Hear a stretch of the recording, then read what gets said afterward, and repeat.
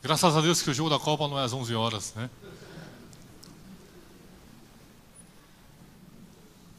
Muitos irmãos já estão na expectativa, né? Talvez o coração nem esteja aqui, ele esteja pensando no jogo de hoje, né? Pensar no que vai fazer logo depois do culto. Poxa, tem um esquenta, né? Antes da Copa, vou fazer um esquenta com o pessoal, e depois assistir o jogo, né? Muitos aqui já têm os planos de hoje, né? Ou ainda não decidiram? Para aqueles que ainda não decidiram nada, você que está sofrendo bullying dos seus amigos, a gente pretende assistir o jogo da seleção aqui na igreja, tá? Os irmãos podem vir aqui às 15 horas, estaremos assistindo o jogo. Né? A palavra de hoje, o título da palavra de hoje é Por que Deus rejeitou a Saul? Né? Por que Deus rejeitou Saul? Então, é muito importante analisarmos, né, situações de personagens da Bíblia, de analisar e observar por que o fato ocorreu, ou por que foi dessa maneira. Principalmente quando nós observamos situações onde há fracassos, né? É importante observar por que ele fracassou diante de Deus. Muitas vezes nós gostamos apenas de olhar os sucessos da vida das pessoas, principalmente os sucessos dos homens que são os personagens da fé na Bíblia. Mas também devemos observar os insucessos de alguns personagens da Bíblia para não fazermos o mesmo. É muito importante para nós também conhecer o fracasso dessas pessoas. E a palavra de hoje nos mostra um personagem que nós conhecemos muito bem, um homem chamado Saul. Nós sabemos que ele foi o primeiro rei aclamado por Israel. O homem que foi colocado em Espanha, não é? Ninguém vai querer assistir Coreia versus Suécia. Não é verdade, irmãos? Essa é uma das pressões que eu tenho. Poxa, toda vez que o pastor vai se ausentar, os irmãos têm que ouvir a minha palavra. Já fico, poxa, aí ó, lá está ele de novo. Poxa, mas vamos lá, né? Fazer o quê? É o que temos para hoje, né? Não é verdade? Tem vezes que a gente fica assim. Irmãos, eu digo para os irmãos, é bom você comer picanha todo domingo. É bom, claro que é bom. Mas de vez em quando uma linguicinha faz diferença. É verdade. De vez em quando comer uma comida diferente é bom. Né? Só picanha também enjoa, irmãos. Há momentos que a gente sente essa pressão no coração. Poxa, como é que eu vou lidar com tudo isso? De eu ter que, na ausência do pastor, seguir com a igreja à frente e seguir com o ministério à frente. Imagine então Saul. Saul sabia que ele era fraco, que ele era de uma das menores famílias de sua tribo. E assim ele sabia com certeza que Deus estava com ele em todas as coisas quanto sucedeu em sua vida, e ele havia alcançado o sucesso. E hoje vemos o fracasso de Saul. Esse homem que no início ele dizia, Senhor, eu sou incapaz, eu sou fraco, eu sou da menor das casas. Veja aonde ele chega, onde esse coração do homem pode chegar, irmãos. A palavra de hoje nos mostra, então veio a palavra do Senhor a Samuel dizendo, arrependo-me de haver constituído Saul rei, porquanto deixou de me seguir. Veja, ele deixou de seguir a Deus. Imagina, Deus o colocou ali e ele deixou de seguir a Deus. Imaginem a realidade, a situação de Saul. Como ele pode deixar de seguir a Deus, sendo que Deus havia colocado ele nesse lugar como rei de Israel? E assim continua o texto dizendo, e não executou as minhas palavras. Então Samuel se contristou e toda a noite clamou ao Senhor. Amados irmãos, hoje observaremos por que Deus rejeitou Saul. Espero que você não seja um Saul. Assim, desejo que vocês sejam como Davi. E assim observaremos o texto de hoje. O primeiro ponto que eu quero compartilhar com os irmãos é, pois ergueu um monumento para si, e não para a glória de Deus. Saul, ele ergueu um monumento para si, e não para a glória de Deus. Veja o texto do versículo 12, o que diz. Madrugou Samuel para encontrar Saul pela manhã, e anunciou-se àqueles. Já chegou Saul ao Carmelo, E eis que levantou para si um monumento, e dando volta passou a descer, e desceu a Gilgal. Veja, o texto diz que as pessoas que sabiam dessa informação, passam essa informação para Samuel, dizendo: olha, Saul levantou um monumento para si. Muitas vezes, né, os reis, quando querem comemorar o triunfo de uma vitória, eles, né, criavam um monumento. Até aqui em São Paulo nós temos o monumento às bandeiras, lá no, né, final ali, próximo a Ibirapuera, no Ibirapuera, né? É para lembrar, quando a gente olha aqui, lembra o que, irmãos? Vocês lembram do que quando olha para o monumento das bandeiras? A bandeira do Brasil? Não, os bandeirantes, né, irmãos? Poxa, irmãos, história do Brasil, né? Os bandeirantes, que desbravaram, né, São Paulo para abrir os caminhos, né? E quando cria-se um monumento em prol de Saul, as pessoas vão lembrar o que ao olhar aquele monumento? De Saul. Isso é lógico, irmãos. E assim ele edificou, ele colocou ali um monumento para si. Aí você vai dizer: ah, mas pastor, eu não faço monumento nenhum. Poxa, monumento? Como assim monumento, pastor? Não tenho nem dinheiro para comprar meu pão, como é que eu vou fazer um monumento para mim? Você pode dizer isso. Mas o monumento que você cria para si é quando que muitas vezes nós, ao invés de reconhecermos aquilo que Deus faz na tua vida, você diz: eu que fiz. Veja, isso é o mesmo de criar um monumento, como Saul havia feito. Saul havia levantado um monumento para si. Da mesma maneira, muitas vezes nós, em nosso coração, podemos levantar monumentos para nós, dizendo: Deus, não foi você que fez, foi eu que fiz.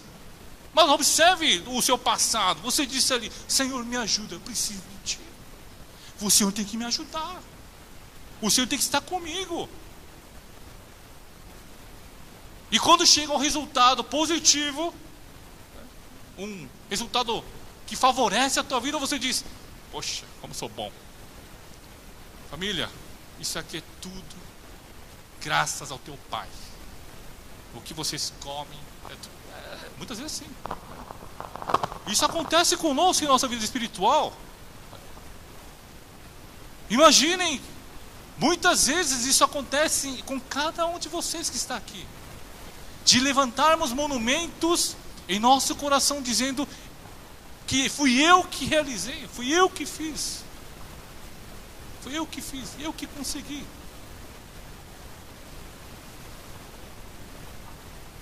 E assim, Saul perdeu-se neste caminho, se perdeu para ser rejeitado por Deus. Veja o que nós podemos observar em Oséias, capítulo 13, versículo 6. Leamos juntos Oséias capítulo 6, capítulo 13, versículo 6, juntos no 6, e quando tinha um passo,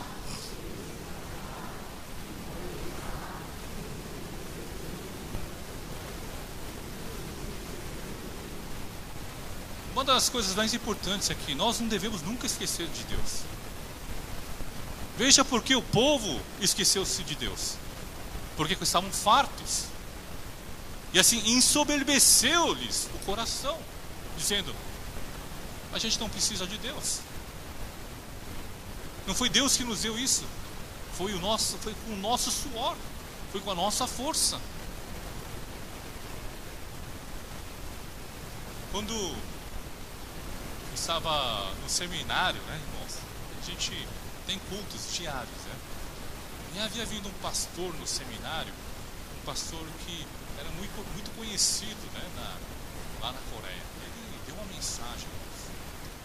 Quando ele dava a mensagem, havia, né, imagina um auditório de mais ou menos 1.500 pessoas, né? E haviam centenas de pessoas que, ao ouvir a mensagem desse pastor, estavam chorando. Choravam, irmãos. Aí todo mundo chorou. falou, irmãos, vamos orar. Quando começou a orar, então, parecia que a coisa ficou mais forte no coração das pessoas. O Espírito, eu sentia ali o mover do Espírito Santo no coração das pessoas. E mais pessoas clamavam a Deus em lágrimas e pranto ao Senhor. Imagina, um seminarista inexperiente, ainda sou inexperiente, mas imagina aquela época, irmão. Eu falei, poxa, se ele pode, eu posso também. Se ele conseguiu, eu também posso conseguir. Por quê? O Deus que eu sirvo é o mesmo Deus que ele serve, poxa. Não é? O raciocínio não é meio lógico, irmão? Não é? Ou eu estou viajando? Se é o Deus que eu sirvo, então vai fazer isso para mim também. Então eu falei, Deus, comecei a orar, Deus, esse domingo tem que ser o dia, Senhor, preparar a mensagem com todo carinho, Senhor, me ajuda, me dá sabedoria, porque esse domingo eu preciso arrasar. Fica ansioso, né? Comecei a oração, poxa, palavras, buscando comentários, lendo livros, todo preparar, cheguei no dia, poxa, é hoje. É hoje o dia. Imagina, né? A seleção brasileira vai estrear o jogo, né? Imagina o Neymar, como é que está o coração do Neymar agora, né? E estava assim, nessa ansiedade, irmãos. Eu cheguei ao culto, comecei a dar mensagem. Eu falava com todo aquele ânimo, sabe? Chegava a apelar, sabe? Apelação, emocionava, falei, irmão, por que não choras?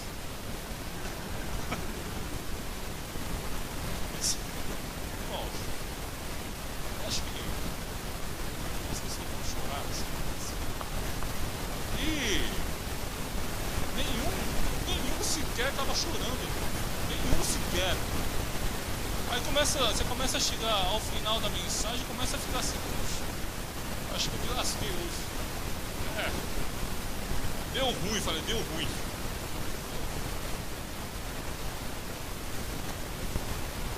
E nisso, irmãos, olha como é. Entra um rapaz, jovem da igreja. Ele, no meio da mensagem, quase ao final da mensagem, irmãos, ele entrou, sentou. Eu estava falando, ele olhou para mim assim, abaixou a cabeça e começou a chorar. Eu falei, opa, tá chorando? Glória a Deus, olha no meu coração, glória a Deus. O Senhor não decepciona o bom servo. Eu sabia que o Senhor faria isso. Imagina, o cara, experiente, então havia esse ânimo, poxa, agora eu consegui, pelo menos eu consegui. Aí terminado o culto, falei, vai, irmão, eu chamei o presidente do grupo de jovens da nossa igreja, ó, vai lá consolar o nosso irmão lá, que ele precisa. A palavra tocou no coração dele. Vai lá. Aí o menino que era o presidente falou, sim, claro, seminarista, eu vou lá. Fui lá, consolar o coração. Assim, aí eu comecei a chorar mais ainda. Mas a palavra foi forte e ele devia ter me controlado um pouco, mas deixa, né? E logo o presidente dos jovens ele chegou assim, pastor, ele está muito triste. Sim, sei.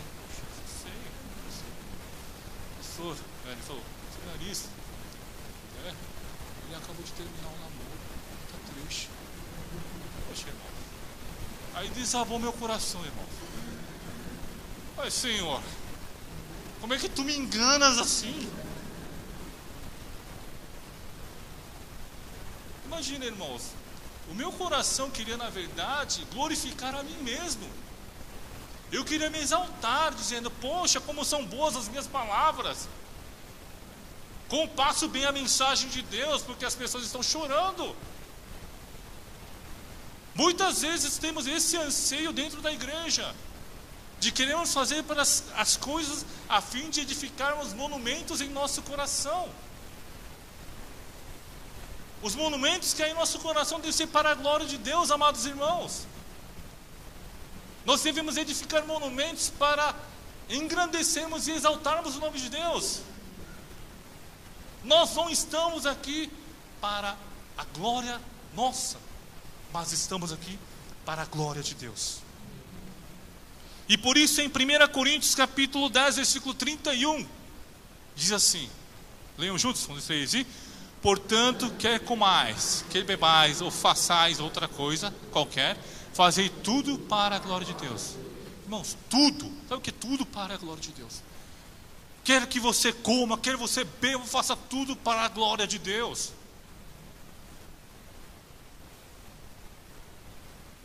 Deus quer que a tua vida seja uma vida para a glória dele. E por isso eu imagino o lado oposto. De quem Deus se agradou? De Davi, irmãos. Homem chamado Davi. Por quê? Não somente pelas coisas que ele fez para Deus, mas sim a gente observa na palavra que ele desejava construir um templo para Deus. Veja a diferença.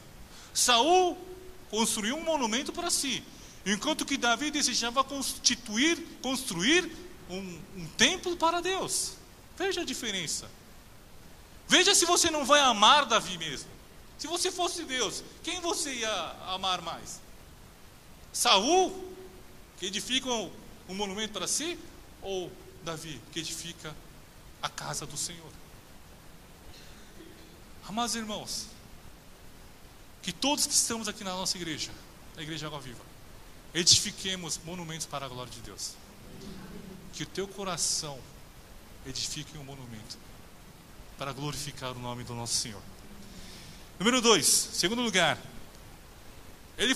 Saul foi rejeitado por Deus, pois serviu a sua maneira e não a maneira como Deus havia ordenado. Veja, a gente consegue observar no texto como Deus queria que Saul procedesse perante a situação.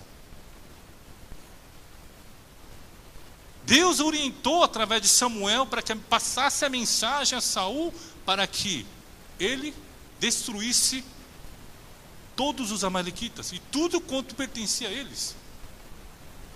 Deus estava julgando o povo amalequita, amados irmãos. Por quê? A gente observa no livro de Êxodo, capítulo 17, que os amalequitas foram os que atrapalharam, se contrapondo ao povo de Israel. É o povo que estava ali contra a vontade do povo de Israel, contra Deus. E era um momento onde Deus estava julgando esse povo. Mas, mesmo com a vitória em suas mãos, Saul não procedeu da maneira como deveria. Mas sim, ele agiu da maneira como desejava.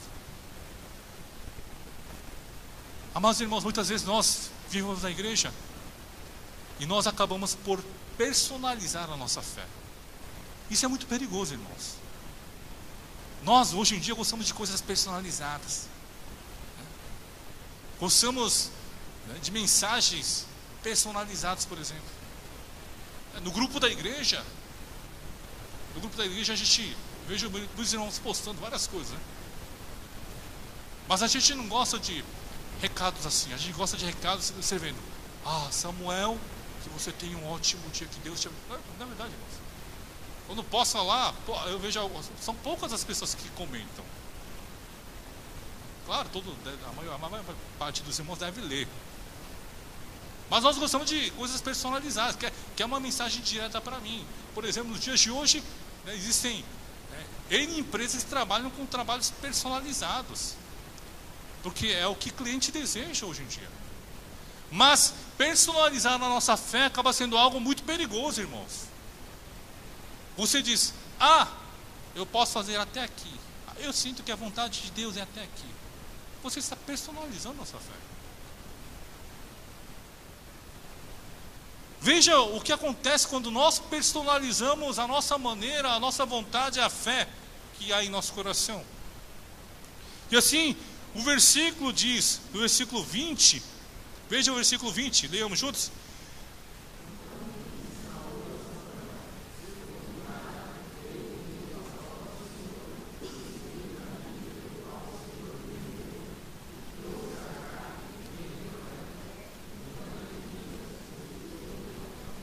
Ele disse, então disse a Samuel, pelo contrário, dê ouvidos à voz do Senhor. Ele está falando: eu ouvi o Senhor. Nós sabemos claramente que Samuel passou a mensagem. E a mensagem de Samuel era muito clara, irmãos, de que ele deveria exterminar todas as coisas todas as posses dos amalequitas, todos os homens amalequitas, tudo que tivesse ali. E a palavra diz: segui o caminho pelo qual o Senhor me enviou. Eu disse: é o Senhor que me trouxe aqui. E trouxe a Agag, o rei Amaleque, e os amalequitas os destruí totalmente. Irmãos, ele queria, imaginemos, né, trazer um rei. Era uma maneira política, irmãos, na época, de poder comemorar o seu triunfo. Na história nós vemos escravos sendo trazidos após a guerra. É uma maneira de mostrar o triunfo ao povo. Dizer: povo, olha para mim, olha, vocês estão seguindo a um rei, ó, onde saiu vitorioso da guerra. E olha aqui o que nós temos, os escravos que nós estamos levando. Ele trouxe, não exterminou o rei Agag. Por quê? Era um troféu para ele, irmãos. Troféu. Resultado dessa guerra, onde ele conseguiu e adquiriu, porque partiu na situação de Saul, partiu dele todo o resultado.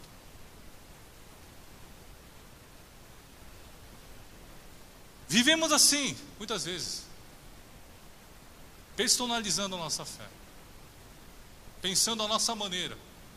Não seguimos o que a palavra diz. Muitas vezes seguimos o que o coração nos fala. Meu coração diz assim, pastor. Meu coração está assim. Eu acho que tem que ser assim. E o que a palavra diz, irmão? O que a palavra de Deus diz a você? O que a Escritura fala sobre o seu problema? O que a Escritura diz sobre as suas tentações e suas provações? E por isso nós devemos observar não o nosso coração, não a nossa vontade, mas refletir na nossa vontade e no nosso coração a palavra do Senhor.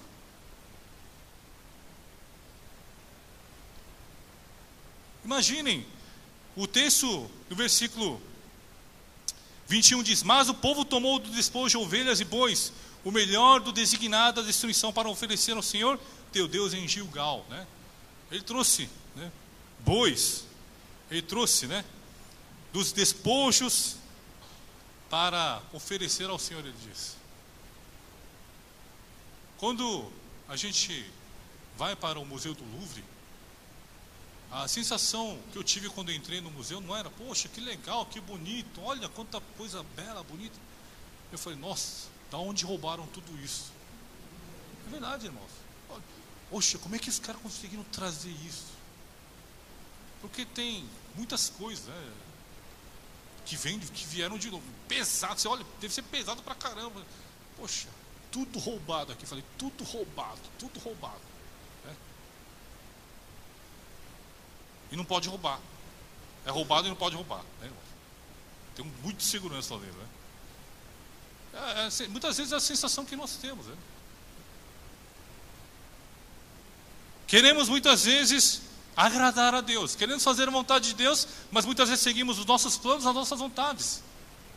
Foi o erro que Saul cometeu: seguir a sua própria vontade, seguir o teu coração.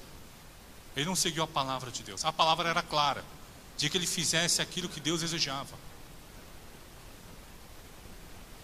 Amados irmãos da Igreja Viva, desejo que os nossos irmãos não vivem uma fé personalizada, não vivam uma fé personalizada. No vídeo hoje, né, infelizmente o vídeo, né, não sei o que aconteceu no culto daqui, né, ela saiu cortado, né? Mas se você ver as desculpas, muitas vezes são desculpas de pessoas que estão personalizando a sua fé. Não estou falando que você é obrigado a ir para a missão, irmãos, mas muitas vezes as nossas desculpas são aquelas nas quais o nosso irmão Alan, com grande esforço, irmãos, ele colocou ali. Irmãos, você tem que saber, poxa, o vídeo aqui, os irmãos assistem de boa, assim, fala, poxa, né? Aí depois tem gente que até critica. Vou falar: de vez em quando até eu critico, na verdade. Não entendi hoje, né? Mas a gente tem que saber, o nosso irmão Alan, ele madruga, irmãos, madruga a noite toda para preparar esse vídeo. E por isso eu acho que é muito importante que depois do culto, depois da mensagem, nós vejamos de novo o vídeo, né, na versão correta. Porque muitas vezes nós colocamos desculpas como essa: eu não quero ficar tão próximo de Deus. Poxa, se eu ficar mais próximo de Deus do que isso, Ah, eu vou ter que dar muitas coisas, eu não quero dar tudo isso. A gente tem isso em nosso coração. Eu não quero, né, ficar muito ligado às pessoas da igreja, porque se eu começar a ficar ligado às pessoas da igreja, elas vão começar a pedir ajuda para mim, eu tenho que ajudar. Isso é personalizar a tua fé, amados irmãos. Damos desculpa, poxa, eu quero aproveitar as minhas férias. Para mim. Amados irmãos da Igreja Água Viva, desejo que você não personalize a sua fé, mas sim viva a maneira como Deus lhe ordenou. Siga a palavra de Deus. Esse é o nosso GPS, irmãos. GPS da vida. Palavra de Deus. A Escritura. Por quê? Quando a gente se perde no caminho, e novamente quando a gente volta para a palavra, ele nos mostra o caminho que nós devemos voltar e seguir novamente. E se você está perdido, ao personalizar a sua fé, irmãos, volte para a palavra do Senhor. Reflita sobre a palavra e volte para os braços de Deus. E por último, irmãos, vemos um rei que foi rejeitado por Deus, pois não reconheceu os seus erros, colocando a culpa nos outros.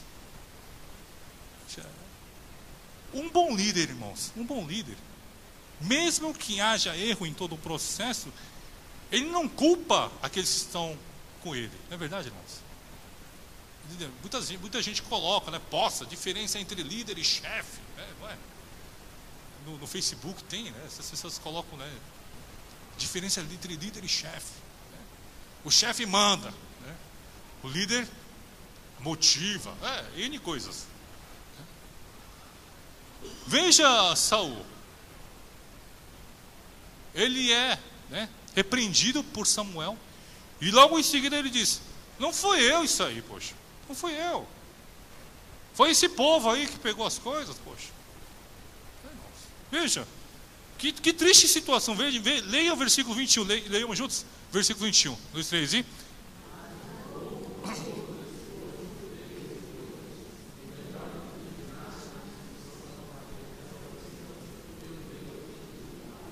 Poxa, vai ser uma desculpa legal, né, irmãos? O Saul estava lá distraído talvez, e o povo pegou bois, né, e ovelhas, despojos, e ainda fala: Samuel, na verdade acho que eles queriam oferecer para Deus. Aí a pessoa: poxa, é para Deus então? Então glória a Deus, vamos usar então. Mas não, irmãos, ele estava dando uma desculpa. O bom líder é aquele que assume os erros. Mas, irmão, o bom líder é aquele que sabe assumir o seu erro. Não é culpar os outros, apontar para os outros. Nós temos esse defeito, amados irmãos, né? E a gente observa isso desde o princípio da história da humanidade, onde o Adão, né, chamado por Deus: Adão, o que é que você fez? Deus, foi a mulher que fez para mim, que foi ela que me... Depois a mulher: não, foi a serpente, Senhor. A gente coloca a culpa nos outros.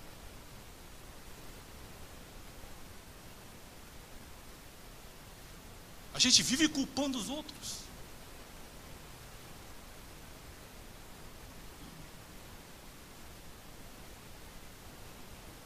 Nós devemos saber aceitar os nossos erros, reconhecer os nossos erros, amados irmãos.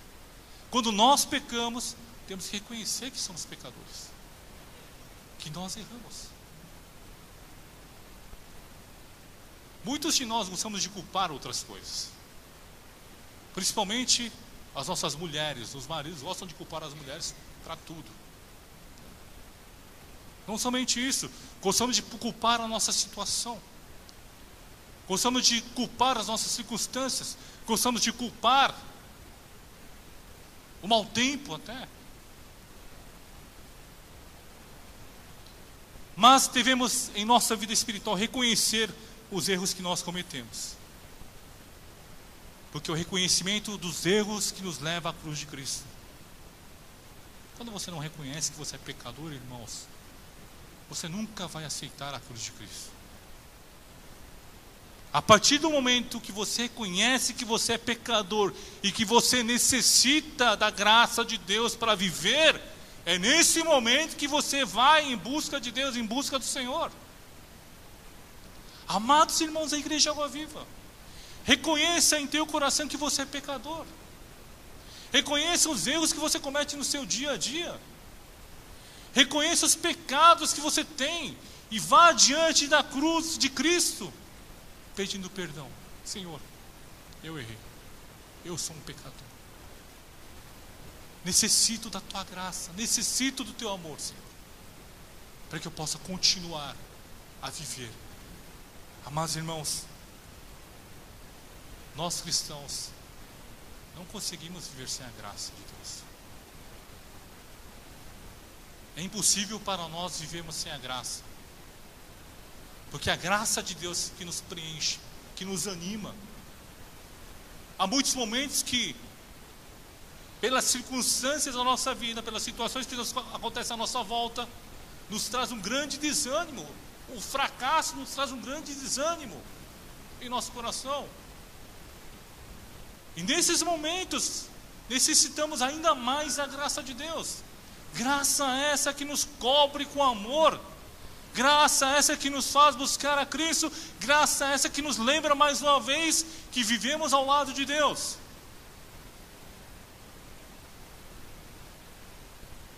Nos 5 pontos calvinistas, temos um dos pontos chamado graça irresistível. Esse ponto, resumindo esse ponto é: quando Deus escolhe você para ser cristão, você não consegue rejeitá-lo, porque a graça de Deus é irresistível. Irresistível. Por mais que você diga, não quero essa graça não, a graça de Deus é irresistível. Ela alcança você e faz com que você se torne filho dele, e faz com que você olhe o quanto você estava na escuridão, o quanto você estava vivendo nas trevas, e olhe os seus pecados e reconheça: eu sou pecador, Senhor, eu não quero mais viver assim, eu quero transformar a minha vida, agora eu quero viver com Cristo. Como diz em Gálatas 2:20, já não sou eu quem vive, mas Cristo vive em mim agora, Senhor, e por isso quero transformar a minha vida, fazer diferente. Amados irmãos, reconheça as suas falhas, reconheça as suas fraquezas. A pessoa vai para fazer o tratamento, né, no hospital por um médico, quando a pessoa sabe que está doente, sabe que está ferido, né, irmãos? A pessoa tem que reconhecer: olha, sou doente, preciso de um médico, e vai em busca do médico. A mesma coisa se dá na nossa vida espiritual. Você tem que reconhecer que você tem problemas espirituais, se você é um pecador, para ir para diante de Deus, pedir a remissão dos seus pecados e buscar ajuda espiritual, caso necessário na tua vida. Não deixe com que essa dor espiritual, a ferida espiritual, o pecado que você vive no teu dia, afete a sua vida por completo. Mas busque reconhecer e pedir auxílio para que isso seja curado. O pastor John Stott, ele diz assim: para o discípulo, o mais importante não são as mãos, mas sim o escutar a palavra de Deus. Escute a palavra de Deus. Deus fala ao seu coração. Nos dias de hoje, Deus não diz: Samuel, Samuel, me ouça. Alguém aqui já ouviu Deus falar assim contigo? Aí você estava lá, poxa, oh Senhor, Senhor fala, eis que o servo está aqui. Não acontece. Por quê? A Bíblia já está aqui, irmãos. Você não precisa. Deus não precisa falar diretamente a você, porque a palavra de Deus, ela já está aqui para nós. E basta seguirmos o que a palavra de Deus nos diz. Eu gostaria de concluir a mensagem de hoje. A palavra hipócritas, irmãos, é de origem grega. Ela se originou de um ato teatral. De um ato teatral. Essa palavra hipócrita tem uma conotação hoje negativa, né? A gente chama, pô, aquela pessoa é hipócrita. O que significa isso? Essa pessoa é falsa, está fingindo, né? Ela não é isso que tem no coração, não. Ela está fingindo, ela está mentindo. Semelhante a uma encenação, né? Na época da Grécia Antiga, a pessoa encenava, né? E assim originou a palavra hipocrisia. Hipócrita quer dizer o quê? Aquele que não tem o coração, mas finge ser um. Finjo gostar de você, mas na verdade eu não gosto. Você acha que eu gosto, mas na verdade eu não gosto de você. Isso é hipócrita, irmãos. Isso é ser hipócrita. Amados irmãos da Igreja Água Viva, eu desejo de todo o coração que nós, como igreja, sejamos diferentes. Que nós sejamos diferentes de Saul. Que ouçamos a palavra de Deus.